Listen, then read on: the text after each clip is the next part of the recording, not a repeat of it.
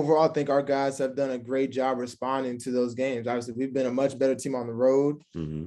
We've handled our business on the road this year at a very high level. People are always the fans about Duke. Oh, they don't play true road games, they don't win them. Well, we've done that this year. Mm-hmm. We've done that at a very high level, and we've also won neutral games this year. The only time, a couple of times we've got slipped up, really have been at home. Yeah. And we think our guys are going to try and figure that out. Last game was a tough game where we played really good, and then all of a sudden, boom, something hit where our guys kind of relaxed. We got that big lead. So, that's one thing for us is learning how to keep our foot on the gas throughout the whole game. And, when teams start making a little bit of a comeback, how do we respond and how do we limit our turnovers in those situations? But, our team's been very tough and tough-minded, with a tough schedule, and it doesn't get easier. Yeah. You talk about, being poised down the stretch. In all 4 losses this season, you've had the lead at some point. Most of them had the lead down the stretch in the last couple of minutes. What is it that the team needs to focus on or change, about those last few minutes to turn, those losses into wins, especially heading into the postseason? Man, honestly, we've had discussions, and we think it's really very simple. A lot of it's just attention to detail. Mm-hmm. And a lot of it just comes down to just grit and toughness.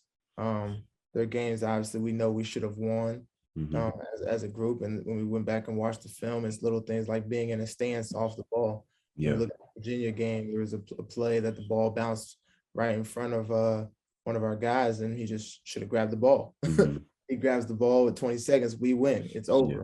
And I think there's just a mindset thing where, like, it's not over until that buzzer goes off. We can't assume at home that we're just going to win.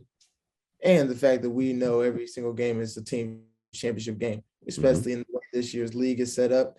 Every game, a team is trying to get into the NCAA tournament off of a win versus us. We have to understand all these factors heading into every single game and finish the job. We have to finish the job. We've been playing really good, tough defensive basketball. Offensively, we can continue to get better, but these are games that our guys know we should be winning. We just got to continue to change our mindset for 40 minutes. Yeah. What have you guys learned about yourselves through this ACC slate? It's been a hectic schedule, playing a bunch of games, like we mentioned earlier. What does this team learn about itself throughout this?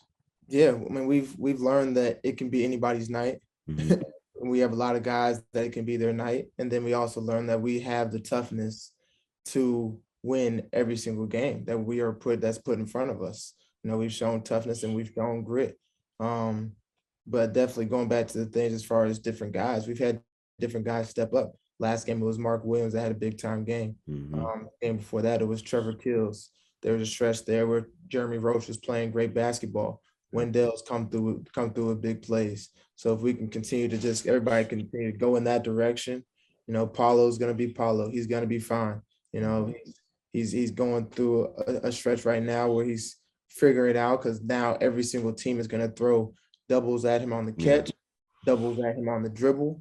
They might maybe throw a triple team. He's got to, as a young guy, he's got to learn to figure that out and how to play through that. But he's going to do that because he's a competitor and he wants to win, but he's also a team first guy. And he's okay if there's a game where, he might not be on his A game, but he's on his C game and we win. He's okay with that. He's okay with it. He's comfortable with who he is, and that when Duke wins, he's happy. Yeah. He's happy. So that's one thing we've taken away from all this, that we got a team that's all about winning, that we got to keep figuring it out.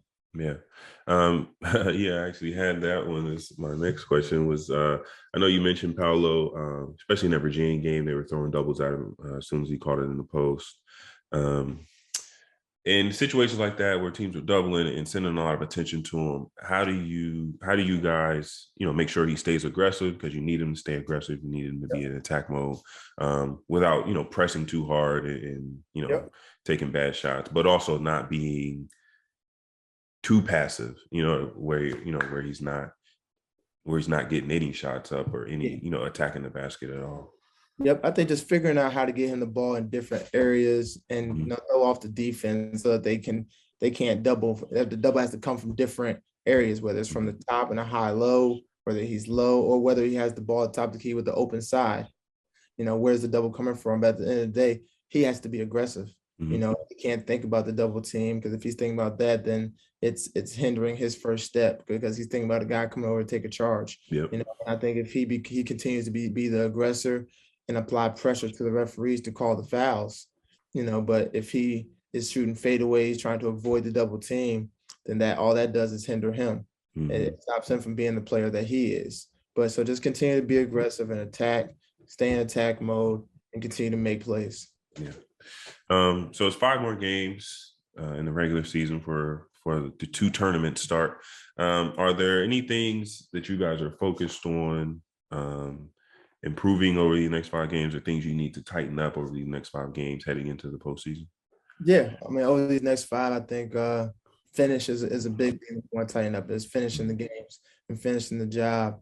We've been really good team for 30 minutes, but not 40. We've been a good team for 20 minutes, but not 40. We've been a good team for 38 minutes, but then that last, you got to finish the job. And doing that and staying locked in for 440 is a big thing for us. And then just offensively, and making sure that we do not get stagnant. We have to move. These are things that we work on every single day in practice. We haven't had a lot of practice time with this, make sure our guys get their bodies and get their rest. But today's a good day for us to have a really good practice, but just continue to reiterate to our guys and to our guards and to our perimeter that we have to continue to move. We have to hit and cut. We have to create those driving opportunities and lanes for our guys, and then just play together. I mean, teams are going to plug. We got to make the kicks. And then when we kick, we have to be hands ready, shot ready, and ready to shoot the ball. We have guys that can shoot the ball, and it's all a mindset that they have to be ready to shoot. Yeah. I've got this question a couple of times from my player's perspective, but I wonder, as a coach now, do you worry at all about seeding? Everyone's always doing bracketology, and they're going to go here, they're going to be a 2 here, a 3 here, 1 there. Is that something at all that you guys think about, or is it just we're focused on winning the game in front of us?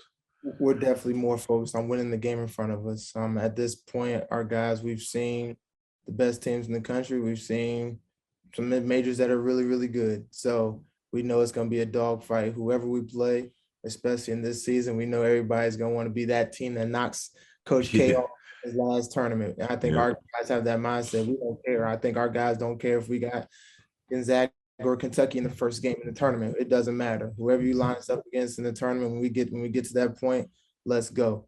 So we're not really worried about that seeding. Our focus right now is winning the ACC. Yeah. We have a chance to do something that we haven't done since you and I did it in 2010. Yeah, it's been a while.